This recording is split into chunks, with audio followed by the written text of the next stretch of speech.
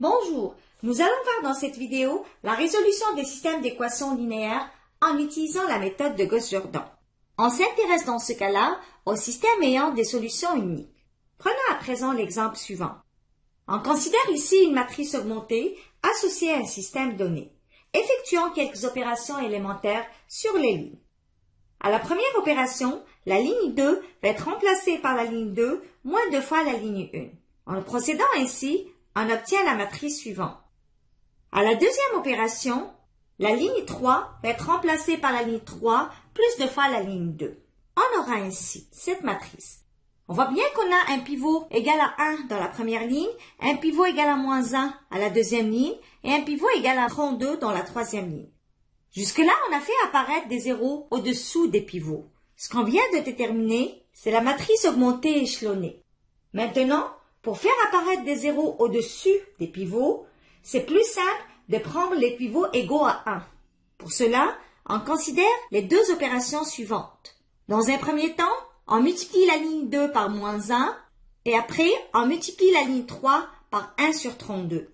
On obtient ainsi la matrice donnée par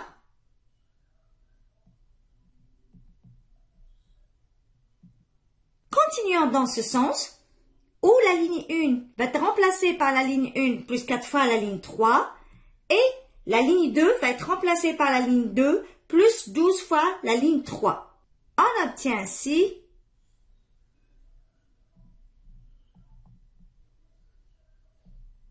Finalement, si l'on remplace la ligne 1 par la ligne 1 plus L2, on obtient la matrice suivante.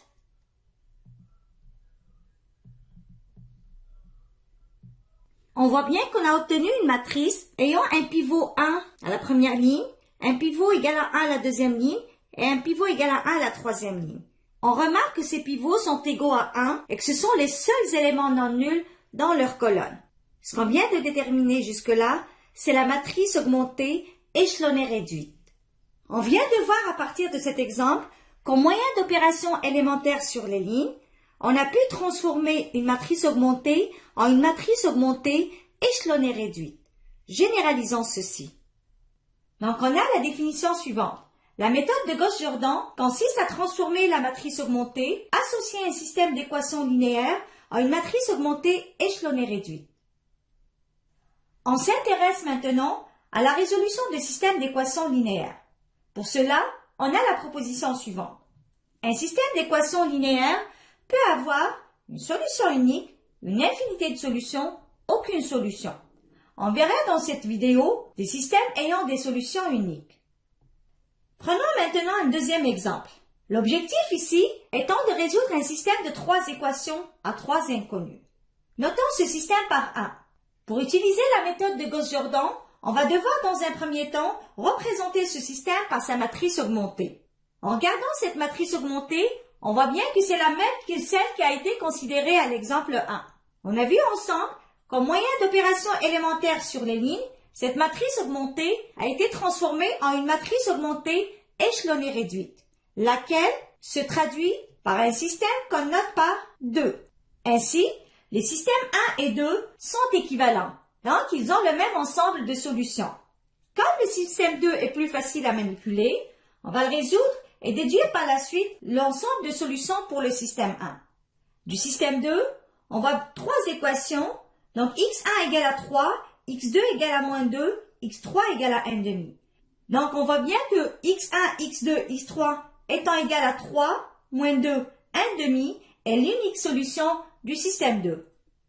Comme le système 1 est équivalent au système 2, donc on peut déduire que le système 1 a comme solution unique x1, x2, x3 étant égal à 3 moins 2, 1 demi.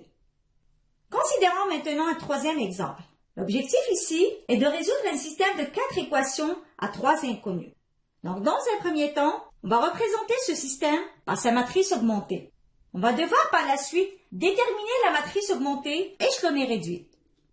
Maintenant, déterminons d'abord la matrice augmentée échelonnée.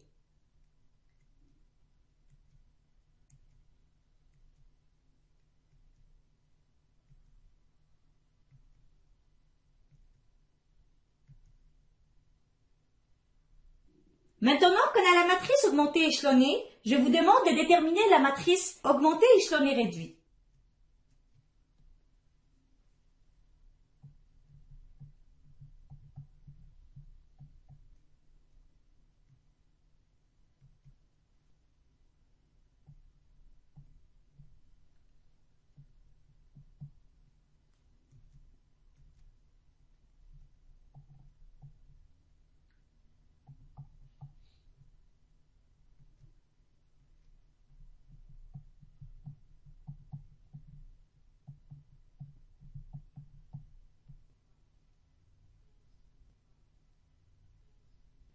Donc, on avait un système au départ qu'on avait noté par 1.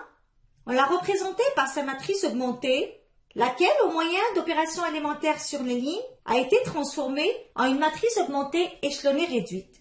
Cette dernière se traduit par un système qu'on va noter par 2. Donc, on voit bien que les systèmes 1 et 2 sont équivalents. Donc, ils ont le même ensemble de solutions. À partir du système 2, on a la dernière équation 0 égale à 0. Cette équation est toujours vérifiée. On voit aussi qu'on a x1 égale à moins 4, x2 égale à 2, x3 égale à 7. Donc x1, x2, x3 étant égal à moins 4, 2, 7 est l'unique solution du système 2. Comme le système 1 est équivalent au système 2, on peut déduire que le système 1 lui aussi admis comme solution unique x1, x2, x3 étant égal à moins 4, 2, 7. En résumé, nous avons pu voir aujourd'hui la résolution de systèmes d'équations linéaires en utilisant la méthode de Gauss-Jordan. On s'est intéressé aux systèmes ayant des solutions uniques. On a vu que la méthode de Gauss-Jordan consiste à transformer un système donné ou un système qui lui est équivalent mais qui est plus facile à résoudre.